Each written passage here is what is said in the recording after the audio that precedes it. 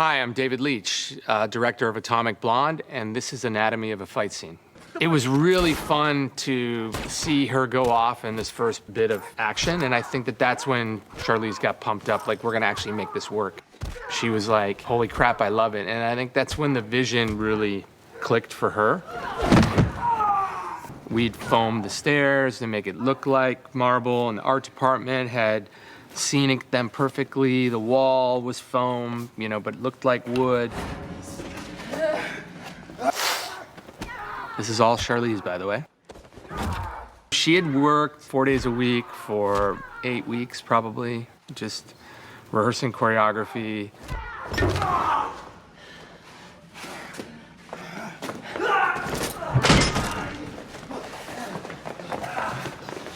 This is sort of built from a bunch of modular pieces of choreography that we designed for Lorraine's character.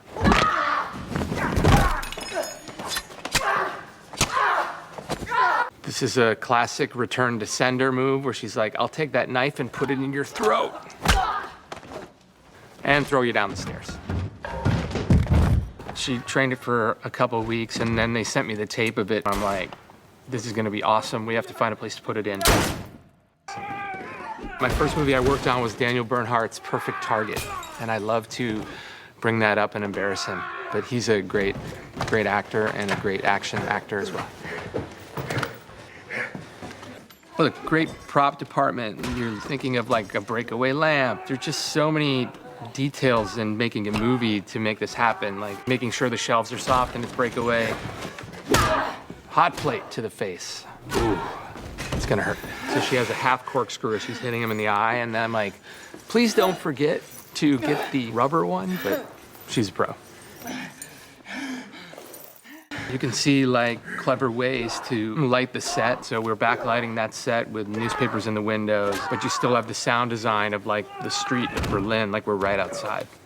There was a version that the stunt guys wanted where she finishes him off, but we made the choice to make Lorraine a little bit more empathetic, and she stops at that point, but then she does get her chance, obviously, later in the car, where she shoots him through the windshield. So I guess we got to have our cake and eat it too.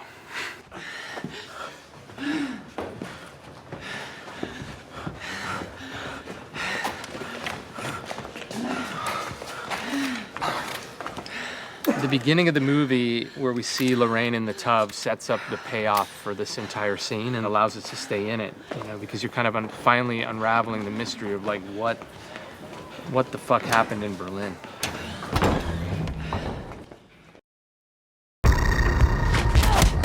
When we started looking for directors, a little bit of the magic was gone every time I spoke to a director. And there was something about David when he showed me a Berlin that I had never seen before. I wanted to spin the spy genre on its head, try something fresh. David's vision really drew me to the story. It was a really different view of that whole genre. We've seen a lot of the Cold War done in a dark, brooding type of fashion, but Dave had a fresh, interesting perspective to it that I don't think anybody has seen it before. It was very evident that he was interested in the stuff that we haven't explored in cinema when it comes to that dynamic of East and West, and also the quintessential spy thriller, like what those look like and what they feel like. There was an energy about him that felt fresh. He's very savvy on the history, and he knew what he was talking about. At the same time, he was very much like, but that's not the movie I want to make. And that's when I knew we had the right guy. David just came in with such a visual and such an idea of what he wanted the heart of this film to be. It was brave, it was refreshing, it was provocative. I knew he was the person that I wanted to make this movie with, no matter what. I was pretty thrilled about working with David Leitch, our lovely director. One of the nicest things about working with David is he's done so many films and is so experienced. He's great. I mean, he really knows exactly what he wants.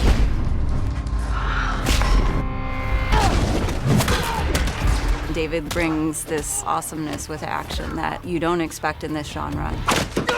There's no action inherent in the graphic novel, and that was really brought to the project by David. The minute Dave was attached to this movie, I knew, okay, there's going to be probably a lot more action in the movie than there is in the book, and indeed there is. I'm not personally interested in just action for action's sake. We shoot it in a particular way to tell a story. It's an impressive set of skills. Talents can be overrated.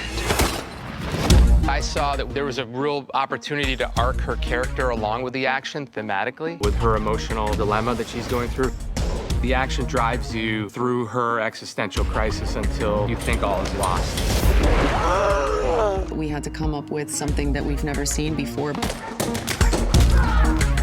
David has his finger on the pulse of action and what the fans want. His credentials are exemplary when it comes to action. He is a master technician. It's showing you the machine of what is happening from second to second, from beat to beat, from punch to kick, and it's utterly compelling. What I always do is try to give your protagonist problems to solve. That's what I do as a fight choreographer, and that's what I did as a director.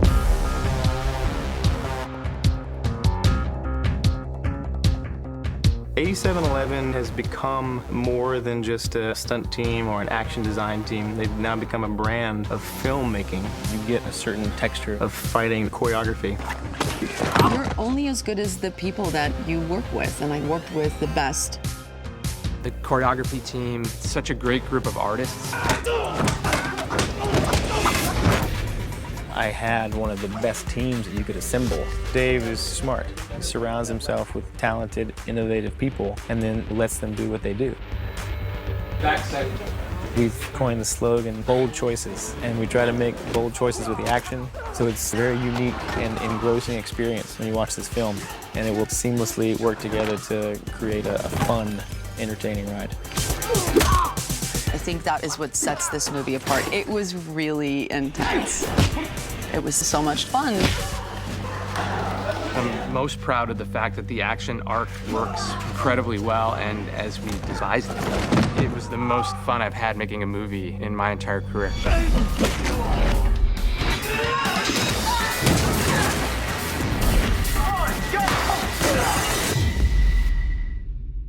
There was something about this woman, Lorraine, that really sparked something for me. Get a character that was not only indomitable in their spirit and their skill set, but then find someone who was relatable and human. It's always been something that's very important as an actor, to really feel the consequences of certain actions. Lorraine is sort of put into these situations. She can't make a plan. She's gonna have to react. She's gonna have to depend on her wiles, her ingenuity, and her resilience to survive. She's a ninja, triple agent. She's that much of a ninja.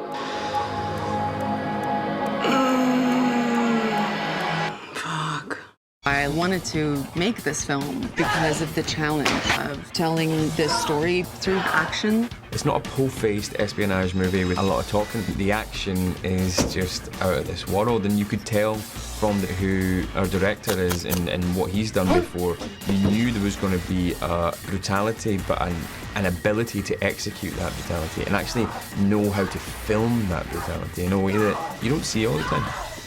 My experience with David is that he has his finger on the pulse of action and what it wants to be, what the fans want. And his background being an action unit director, he has an affinity to create really interesting, dynamic, new action that we haven't seen before. I don't think we've seen enough female characters kicking ass the way she does.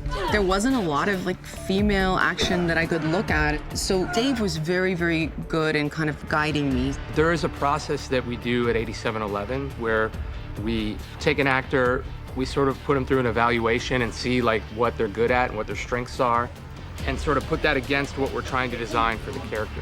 With that, we design the choreography. And at first, our thought process, not knowing her skill level, we were going to break things down to be very traditional. It was amazing to watch what she did to prepare for the role at fight training, endurance training. You could see the results. She was doing very complicated fight moves. Her ability to learn choreography, commit that to her physical memory, and then roll with the punches and roll with the changes as and when needed, and a lot of people can't do that. So I changed the directives to the choreography team to go big and build it out, and we'll do longer takes and we'll do more complex moves because she can do 20 moves without cutting.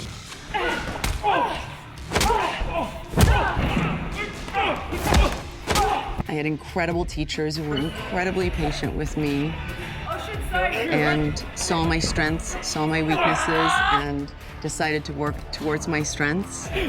It was very clear the way I was going to fight. How a woman would really be able to fight and not break every bone in her fist. If they were, use one hand, she would use two. Or if they try to throw a punch, she would throw three. Or use the environment around her to gain an advantage. Along with her never give up kind of tenacity. I can do that better. Let's go. Up. Let's go. No rolling. It was tough, I'm not gonna lie, but I think I wanted it to be tough. That idea of discipline and working hard to have your body physically do things that you can't do is something that I'm fascinated by. I dedicated myself to it 100%. This is not shot in front of green screen.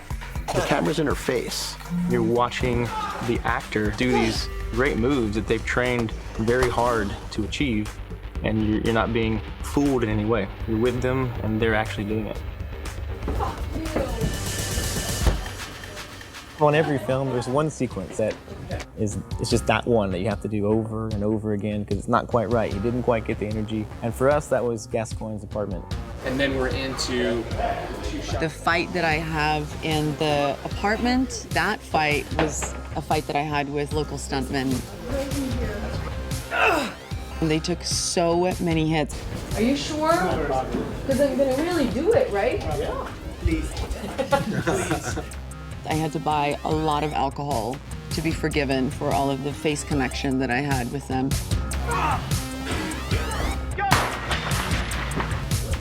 Nailed it. The long take shot in the stairwell was something that I've been wanting to do for a long time. And then we started to see Charlize train, and we're like, holy shit, we can make this happen. So we picked a location, the stunt team choreographed it, we rehearsed with camera department. We ended up having Sam Hargrave on camera for that sequence because he knew the choreography. That's right. Saddling up for war. And she goes into a building and fights a group of guys all the way down the staircase, leads into a room where the fight continues, people are getting killed. That was a fight that I fought with all of these guys that I've spent 3 months with. It was very intimate, it was very close, and there were no injuries. There were absolutely nothing.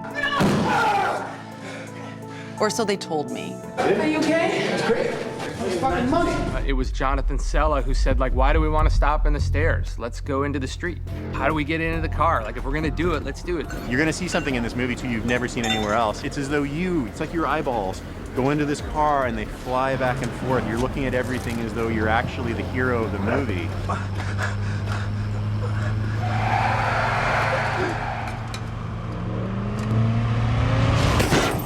And hopefully it's as exciting for the viewer as it was for us to make it. I mean, it was really intense. By the end, it looks like a massacre has occurred, but she's still standing. By the end of it, you were just absolutely exhausted. There's a real connection that you have with a character when you see them fighting for something and they're fighting with all of their heart. It's hard to find an actor that could thread the needle of those two things. Like making someone so tough and so cold and so calculated, but yet human is a balancing act that only few actors can do. She's just as intense and brings a level of physical energy to it, which is formidable. I really wanted to look back on this and say, wow, we really tried everything, and boy, did we try everything. Good job.